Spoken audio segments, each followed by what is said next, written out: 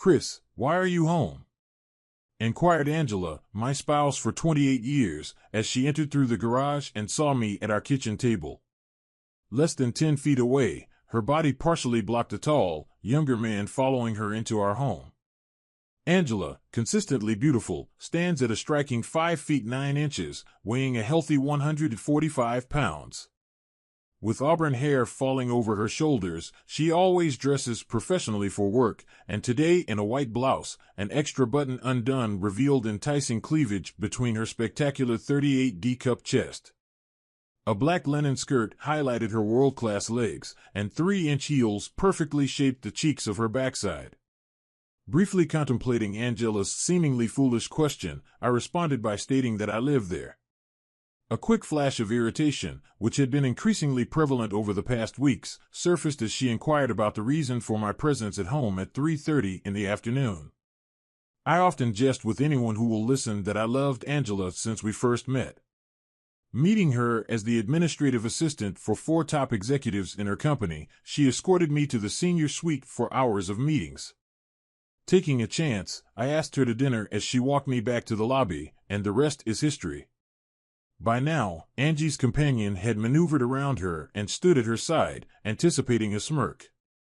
I was surprised to see concern in his intelligent eyes. Clearly, things weren't going as planned. I couldn't help but question Angie about the reason for her early arrival home, an hour and a half earlier than expected. Angela and I have been inseparable since our first date. I dedicated all my energy to her and our family, establishing a successful insurance brokerage firm. With the assistance of her employer, Angela achieved a bachelor's degree in 6 years, progressing from a support role to leading HR in the company's Hartford, Connecticut office. Having loved Angela unconditionally for nearly 3 decades, I faced the transformation she had undergone with determined calmness. Desiring to break her as effectively as she broke me, I gave Angie my signature crooked grin, prompting her response. "We came home early to talk with you." I questioned Angie about the collective reference to we, locking eyes with her.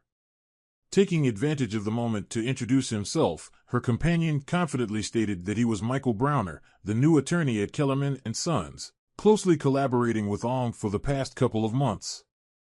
Despite his extended hand, which I ignored, and while maintaining eye contact with Angie, I refrained from reacting violently, opting to growl and assert that I knew exactly who and what he was. For the first time, I noticed signs of concern in my wife, and she cringed when I mentioned Ong. "You once threatened severe consequences for anyone who called you Ong. Why tolerate such disrespect in your own home from this individual I'm referring to as Mofo?" I pointed in his direction. Angie, habitually worried and confused, is a meticulous planner. I was certain she and Mofo had meticulously planned for every possible scenario for this conversation, with every I dotted and every T crossed. In her perception, I was already a compliant, betrayed man. A quick glance at Mofo brought a smile to my face. I was fairly certain his sphincter muscle was tightening, soon to be clenched as tightly as mine. A tumultuous situation was brewing, unlike anything Angie and her companion could envision.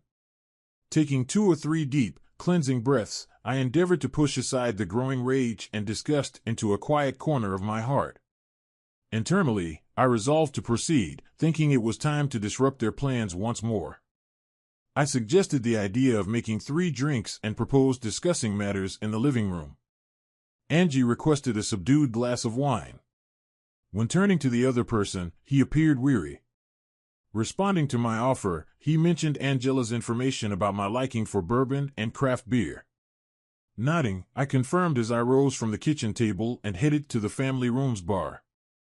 Exiting the room, I heard immediate, urgent whispering as they moved through the kitchen to the living room.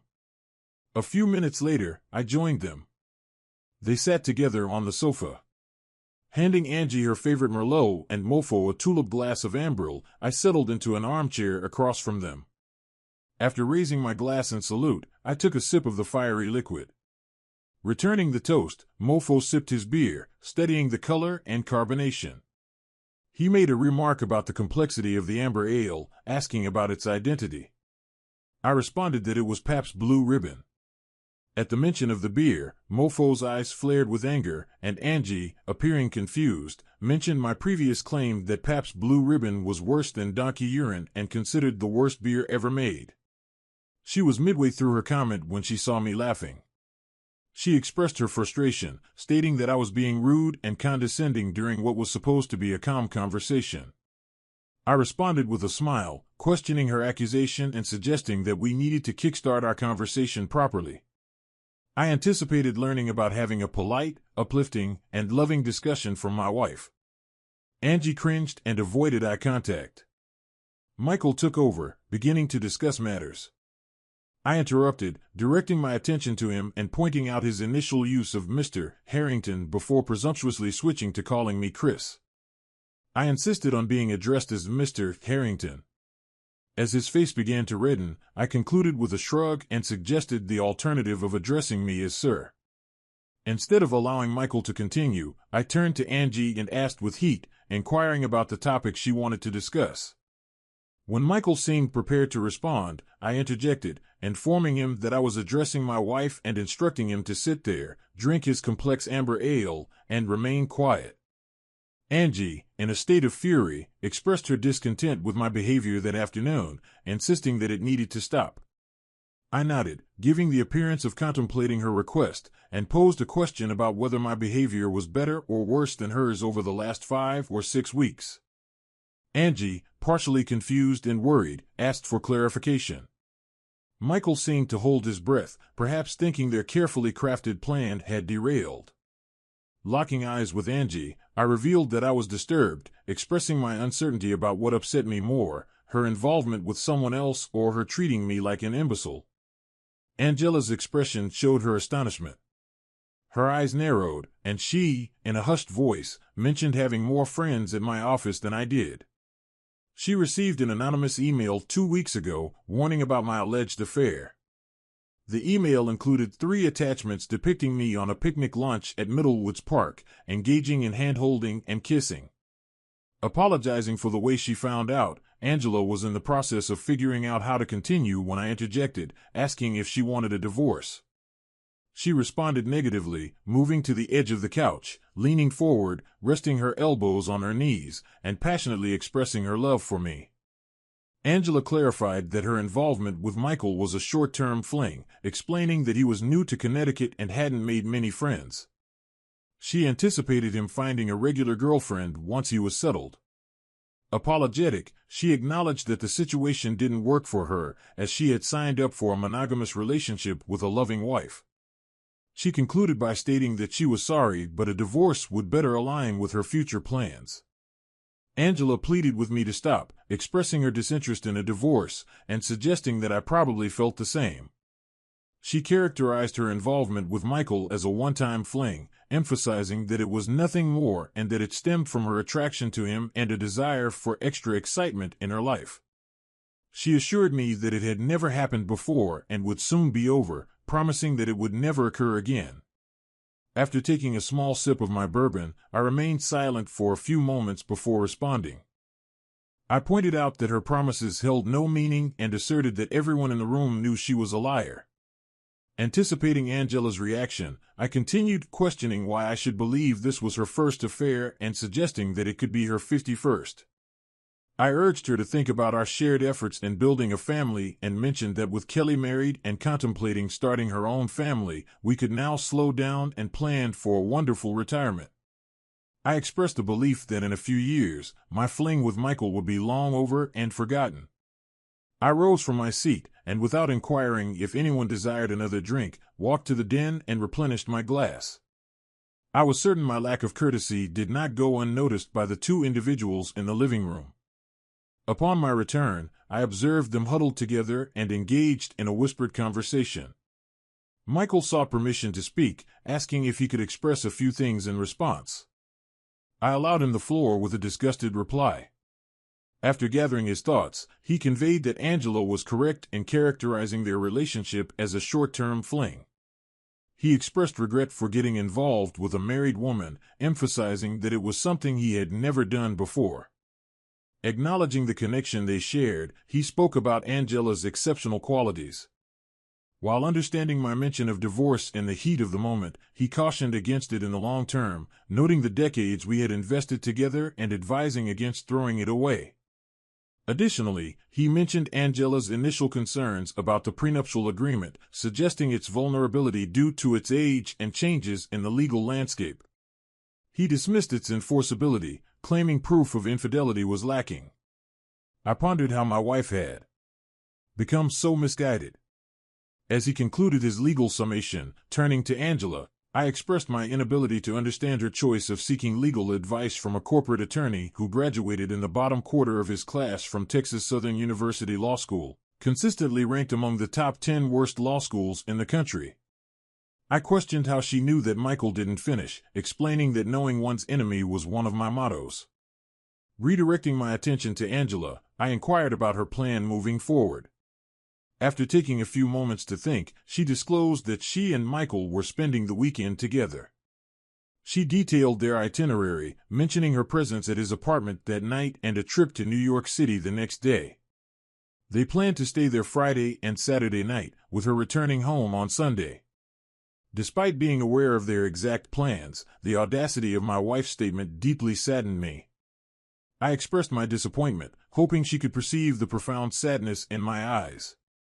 I pointed out the impact on our quarterly getaway weekend tradition to New York City, filled with memories of spectacular sights and heartwarming experiences such as award-winning Broadway plays, concerts, and sporting events.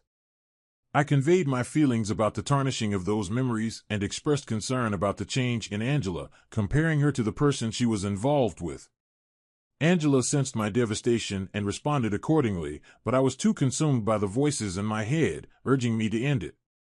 Turning to a very concerned Michael, I questioned him about his wife's reaction to his involvement with mine. Angela urged me to stop, explaining that Michael was a widower and his wife had passed away several years ago. Even Michael displayed some decency, cringing at my wife's last statement. I smirked and addressed Angela, remarking on the contrast between Michael and her. Without pause, I inquired about her being widowed, and Michael hesitantly confirmed it. I reached down and retrieved a manila folder from the backpack next to my chair. After opening it and scanning the first page, I revealed details about Michael's late wife, Dr. Cynthia Browner. She was an emergency department surgeon at Ascension St. John's Hospital in Detroit, with a husband, Michael, and 2 daughters, Katie and Lacey.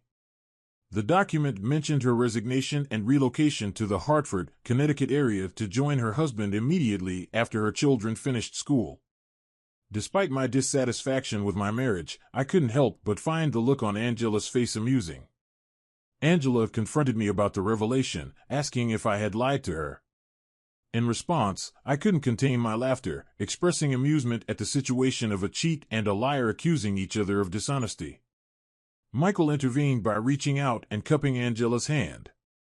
Just before I could protest, anger boiling inside me, I realized something unsettling. I just didn't have the energy to care anymore. Angela's companion, Michael, began apologizing, confessing to his deceit and professing his desire for her. It was sickening to hear. He stood there holding her hand, making plans for their future together as if I didn't even exist. Angela, after a brief moment of contemplation, took his hand and turned to face me, promising to cut ties with Michael and return to being the loving wife she claimed to be. As they exchanged words, my heart sank further. It was like watching my world crumble before my eyes. Finally, I gathered the strength to speak up. I requested their attention, asking for the chance to lay out my thoughts and feelings to be heard. Amidst their betrayal, they exchanged uncertain glances, unsure of how to respond to my request for fairness. I pushed the issue, emphasizing the importance of giving me just 30 minutes of their time. After some reluctance, they finally acquiesced and took their seats. With practiced ease, I set up several Zoom meetings, a skill I had honed during the COVID-19 pandemic.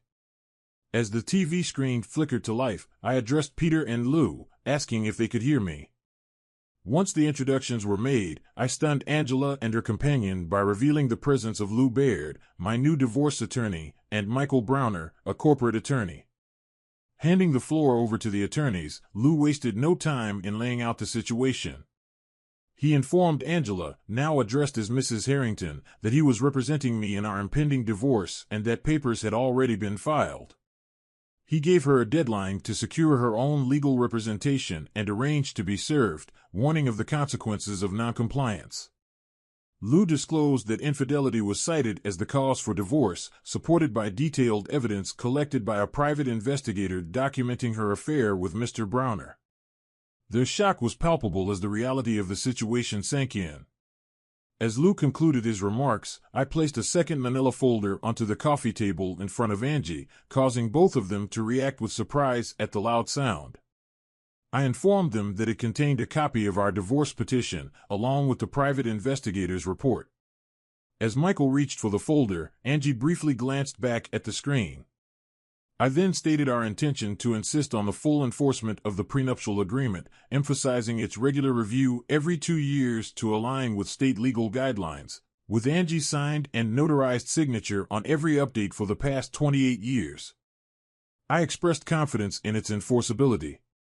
Next, I conveyed the decision made by the board of directors of Harrington Brokerage the previous night, which relieved Angie of all corporate responsibilities and severed her association with my firm entirely. I outlined the timeline for returning her company car, canceling company credit cards and cell phone, and terminating memberships to various clubs. Additionally, I mentioned the cancellation of joint credit cards and the freezing of joint financial accounts, all in accordance with the prenuptial agreement. We then detailed our request for an 80-20 split of assets in my favor, including the retention of the house free and clear by myself, along with the request for expedited eviction and a 30-day period for Angie to remove her personal belongings from the property.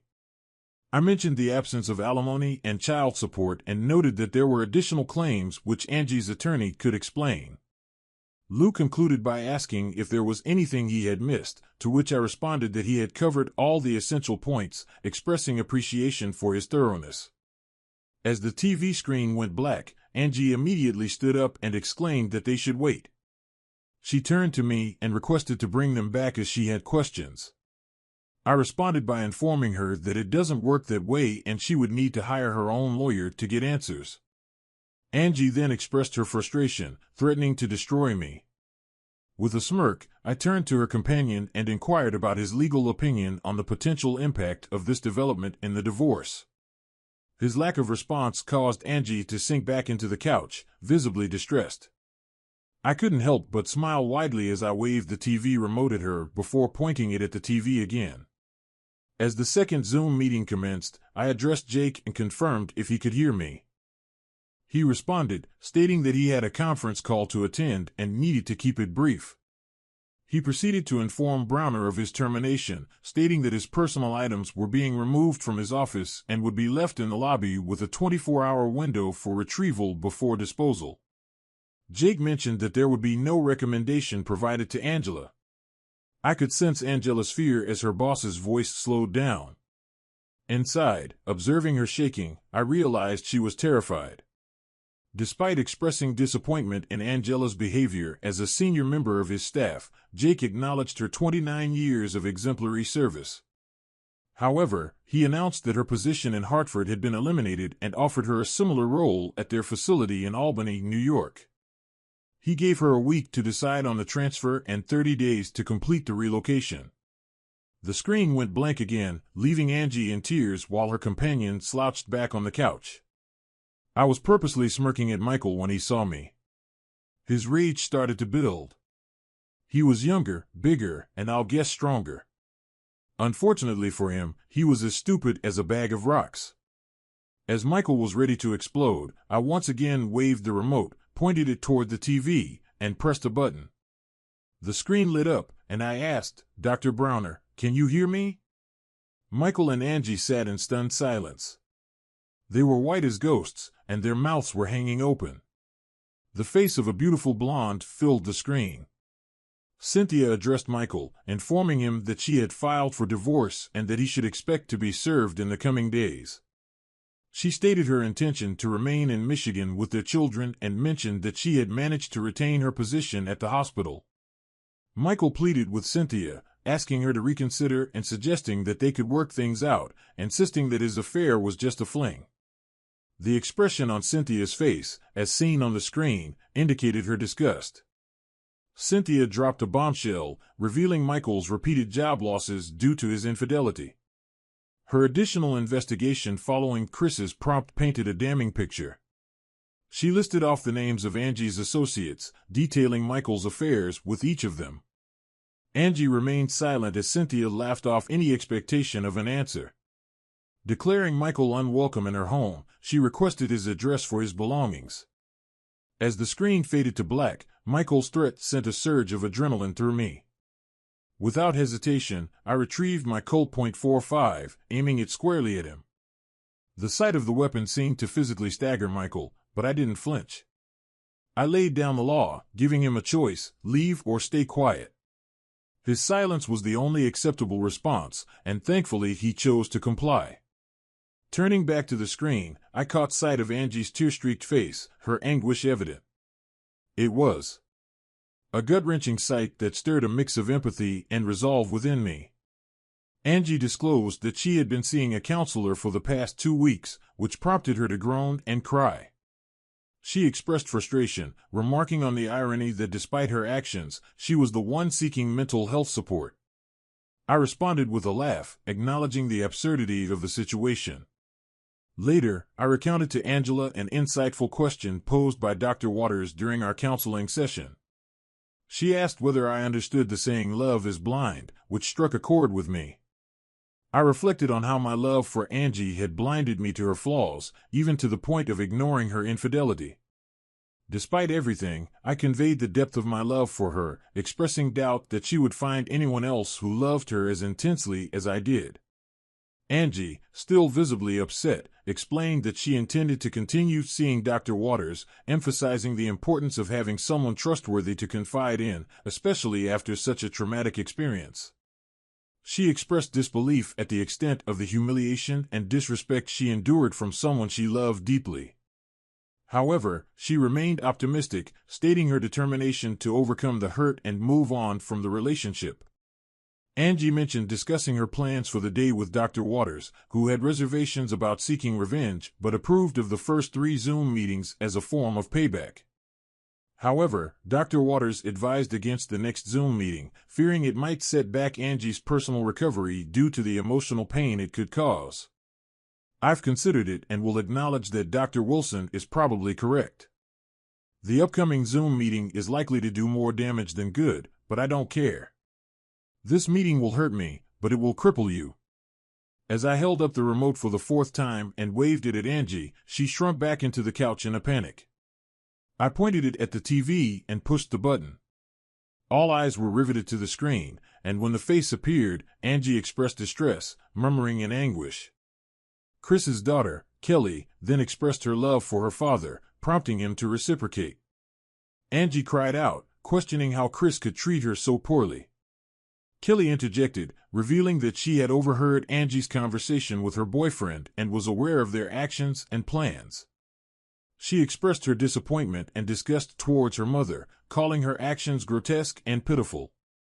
Angie attempted to justify herself, but Kelly remained firm, asserting that Angie's behavior was selfish and self-absorbed. Angela expressed her deep loneliness to Kelly, explaining how much she missed her since she moved away. Kelly, appearing perplexed on the screen, questioned if Angela was blaming her for her own troubles. Angela denied this accusation, insisting it wasn't what she meant. Despite Angela's plea to come to Boston to talk, Kelly rejected the idea, citing Angela's plans to be with her new boyfriend and their private celebration nearer to Cape Cod. Kelly revealed her pregnancy and her intention to celebrate with those who bring love and happiness, not the negativity that has consumed Angela's life. Angela, asserting her maternal authority, demanded an invitation, but Kelly firmly refused, seeking a celebration devoid of the turmoil Angela represents. For the 4th time, the screen went blank while Angela sat visibly upset. I stood up and discreetly placed my pistol at the back of my pants. I announced that I was going out for dinner and would return in 2 hours. Addressing Angela, I requested her to pack her belongings and essentials, informing her that she wouldn't be allowed back until the court responded to my divorce petition, a process expected to take about a week. Turning to Michael, I reminded him of my capabilities and gave him 3 days to leave the state, warning of severe consequences if he remained by Monday. As I pulled open the front door, I glanced back at the defeated individuals and mentioned the supposed beauty of the upcoming weekend in New York. My name is Jim Reynolds, and I'm now 56 years old, standing at 5 feet 8 inches, maintaining decent shape. I've been married to Kelly for 22 years, whom I believe to be my life and soul partner. Kelly, 45, with blonde hair, blue eyes, and standing at 5 feet 2 inches, is built for lovemaking. I cherished lovemaking moments with her whenever we were alone, although there were times she didn't reciprocate the favor. I spent 8 years in Special Forces right after high school mastering explosives, followed by 6 years in engineering school. Subsequently, I established my own company, now a multi-million-dollar construction business. Not many know about my military service due to the demons I battled, leading to 4 years of counseling. My pilot's license predates my military service, but Kelly never trusted me enough to join me for rides. I fell in love with Kelly from the first moment, and we married 2 years later. Coming from old money with her maiden name as Moore, she descended from Richard Moore of the Mayflower. Kelly's family, however, viewed me as a mere servant. Despite this, I spared no expense on her, buying a large house in Cambridge, Massachusetts, complete with a 4-car garage and a BMW. We have 2 kids, or more accurately, she has 2 kids, John, 21, and a 19-year-old, both in college. I bought them each brand new BMWs, and I own a 10-year-old GMC 4-wheel drive pickup. About 6 years ago, they began mistreating me, later revealing they don't consider me family. They don't heed my words and do as they please, only listening to Kelly, their mother. I hired John 8 years ago, thinking he was my best friend, but the kids seemed to adore him. Approximately a year ago, Kelly inadvertently left her email open, and my curiosity led me to read through them all. To my disbelief, she professed to have despised me since we met, a sentiment echoed by her entire family. Shockingly, I discovered the kids aren't mine, they belong to my ex-best friend John, a truth they've known for about 6 years. Unbeknownst to me, John knew Kelly before I hired him, and the situation amuses them. My son Rick and John, my ex-best friend, find humor in my obliviousness. Upon marrying Kelly, my father-in-law insisted on a prenup which I signed. It expires in 2.5 years, after 25 years of marriage, and includes an infidelity clause stipulating that cheaters leave with nothing. A friend from my military days, Kevin, connected me with Paul, an expert in surveillance. Paul set up a system where Kelly's emails are forwarded to a private account of mine, along with copies of my kids' emails. My entire house is wired to allow me to hear their phone calls, and I have video recordings. Without Kevin's intervention, my family might have faced dire consequences. He dissuaded me from resorting to violence and suggested ways to hurt my family emotionally, such as taking their money, tarnishing their family name, and exposing their disgrace publicly. John and his friends mock me, well aware of the prenup and the affair, eagerly anticipating the arrival of Tom, my best friend, to take over. I possess a video of my father-in-law discussing a plan to create the illusion that I received funding from my company from him. Their scheme involves having John take control of my business, a plan they've been plotting for years. This explains their strategic move to have John apply for a position at my company and act as if he were my closest ally. The only individuals I genuinely trust are my old military buddies, and I'm grateful for maintaining contact with them. I've enlisted Paul as a computer consultant for my company, and he has secured its network, helping me identify allies and foes. This provided me with about 1.5 years to prepare for an impending divorce. During this time, I assumed a role that required me to endure a strained relationship, refraining from expressions of love and engaging in physical closeness only to maintain appearances. Reflecting on how she mistreated me, I intensified these encounters to inflict emotional distress. I made sure to do so only when I was certain she hadn't been involved with John, often sending him out of town for business without her catching on. Although I acknowledged past indiscretions, I pretended ignorance to keep up the appearance that John remained my closest friend. To humiliate her, I engaged in public encounters and discreetly conducted DNA tests that revealed our children weren't biologically mine but rather John's.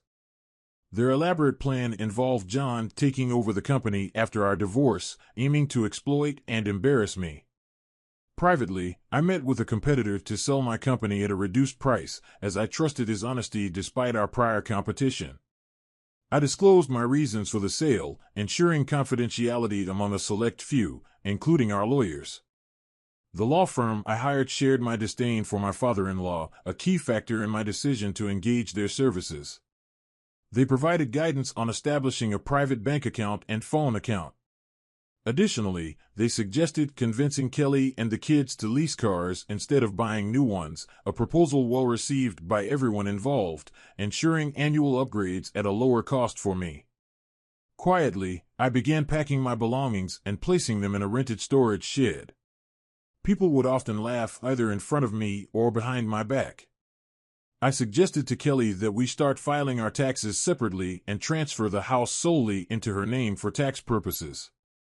To achieve this, we needed a new mortgage solely in her name, a concept her entire family supported, making it simpler for her to claim the house in the divorce. My new law firm also recommended this to protect my credit. Despite her desire for home improvements, including an in-ground pool, I allowed her to have what she wanted, funded by a second mortgage in her name. Since the house was now solely in her name, the loans also had to be in her name. Half of the funds went towards the changes she wanted, while the other half discreetly found its way into my private account. Unnoticed, I continued handling all the bills, altering my insurance beneficiaries to direct funds to charities in the event of my demise. I sold my company without attracting attention, ensuring the new owners retained all employees except for John and his associates.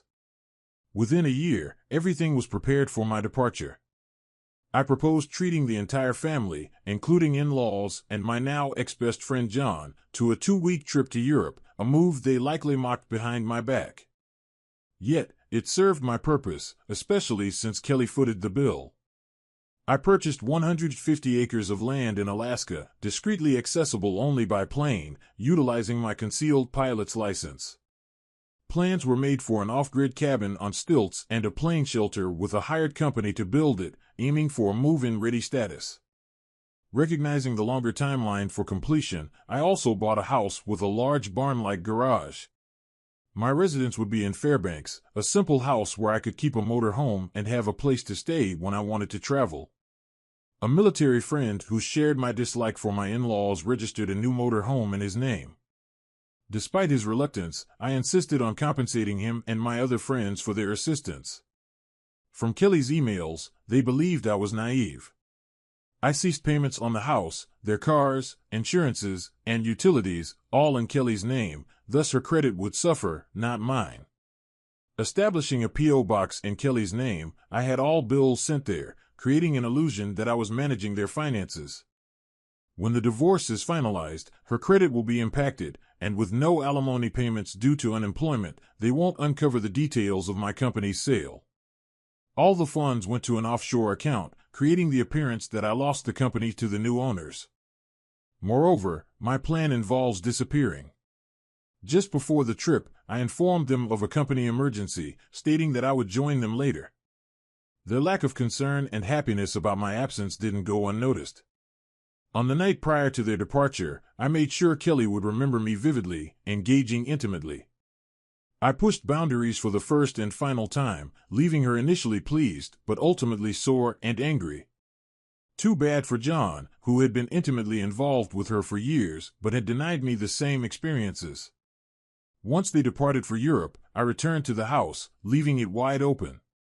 My friend Paul retrieved surveillance equipment, and I paid a moving van company in cash to transport my belongings to Alaska. I took essentials such as clothes, tools, and fishing gear, along with weapons from my military days, securely stored until my arrival. Leaving all furniture behind, I ensured they wouldn't discover my destination, leaving no paperwork mentioning Alaska. My son Mike, uninterested in hunting or fishing with me, remained unaware of my usual trip destinations. I retained my old phone account to keep Kelly oblivious to my plan, intending to close it out in about a month. Upon departure, I left my old phone with a colleague, instructing him not to answer calls from my wife, but allowing him to make calls for a month. Subsequently, I visited my in-laws' house with my keys, turning on all lights. Utilizing Mike's laptop, I posted on a college website about a week-long college kegger party at their house, anticipating potential chaos. Recognizing their frugality and preference for John, I closed all bank accounts and canceled credit cards from both my wife's and my accounts, totaling $50,000. I sold my truck to a car dealer and, after 3 days, departed for Alaska without disclosing my destination. Monitoring events through my wife's emails, no one, including my wife, kids, in-laws, or ex-best friend, made any effort to inquire about my whereabouts. They enjoyed thinking everything was my responsibility, unaware that my wife Kelly was the one funding it all. I took my time, enjoying the sights while crossing the country, relying solely on cash for expenses. I drove to Bellingham, Washington, hopped on a ferry to Valdez, Alaska, and then continued to Fairbanks, all without needing a passport. By the time I reached Washington, Kelly and her family had returned from Europe, finding their homes and properties wrecked, completely unaware that I orchestrated it. Surprisingly, they hadn't noticed my absence, being more concerned about their houses than my departure. It was the police, not my so-called family, who started inquiring about me on that Sunday, a day after their return to the United States. Granting my attorney written power of attorney for my divorce, I informed them that I would check in 2 weeks later without revealing my whereabouts. On Monday morning, Kelly received her infidelity divorce papers. Although I wanted to sue John for alienation of affection, Massachusetts law prohibited it due to numerous lawsuits against state politicians. Nevertheless, John and his associates lost their jobs as per my agreement with the new company owners. With all his belongings gone, it was a shame Kelly found herself owing more than she had in the bank.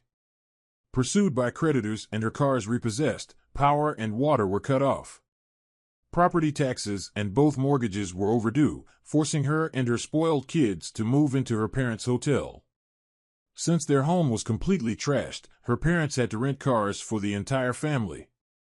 Feeling empathy for their difficulties, John also had to move in with them, pleading with Kelly's parents for a rental car. They transitioned from BMWs to less impressive vehicles. Kelly and her family hired private investigators to locate me, while Kelly's attorneys attempted to stall the divorce, a futile move. The case gained public attention with DNA test results and explicit videos circulating online. Audio recordings exposed the affair's duration, family involvement, and their plans to ruin and humiliate me publicly, seize my company, and their disdain for the middle class. Videos and audio of her family bribing politicians and public officials and mistreating honest individuals were disseminated on various websites. The divorce eventually concluded. The judge assigned to the case had to recuse himself as he was one of the exposed, paid-off public officials. Though I reached out to the kids, they ignored me. 5 years later, during a visit to Boston to finalize some old business, I went to a restaurant frequented by her family. They walked past me without recognition, now sporting long gray hair, a beard, and in better shape. I asked my waiter to send their table a bottle of champagne. The entire family looked 20 years older. They stared at me, and after a few minutes, Kelly yelled, "Oh my God, you son of a Grimalkin." She recognized me and revealed my identity to them. John attempted to confront me, but with one punch, I knocked him out. When his son approached, I subdued him but not completely. Kelly ran up, berating me for ruining her family and hurling insults. The police arrived and arrested me. I had the waiter contact my lawyers since I doubted the police would allow me to. They reviewed the surveillance tapes, confirming my calm interaction, and subsequently released me. The footage depicted me sending champagne and calmly conversing with them, highlighting my self-defense stance. Without my lawyer's foresight in preparing for such incidents and securing copies of the surveillance tapes, I believe the police wouldn't have released me, given their connection to my father-in-law. Kelly phoned my hotel room requesting a conversation. We met in the hotel lobby, ensuring our discussion was recorded. She questioned why I had taken such actions against her and her family. I looked at her in disbelief, calmly revealing that I discovered their plot against me and acted preemptively. I disclosed my awareness of her ongoing affair with John, questioning why she married me if she harbored hatred. I refrained from mentioning the Wired house or spying through her email. They lost their house and cars. Mike lost his house and truck, forced to live with her parents. Kelly dismissed it as nothing personal. Initially escaping her family, she admitted finding pleasure in manipulating me and enjoying the situation involving John. I asked why she didn't divorce me when she met John, and she claimed it was initially enjoyable, ensuring she'd gain everything. I left it at that, returning to my room without further comment. The next day, I departed, heading back to Alaska to relish a peaceful life. I left them to grapple with the ruins I caused in their lives: credit, finances, pride, and reputation, far preferable to resorting to violence. They will have to live with the constant reminder of me.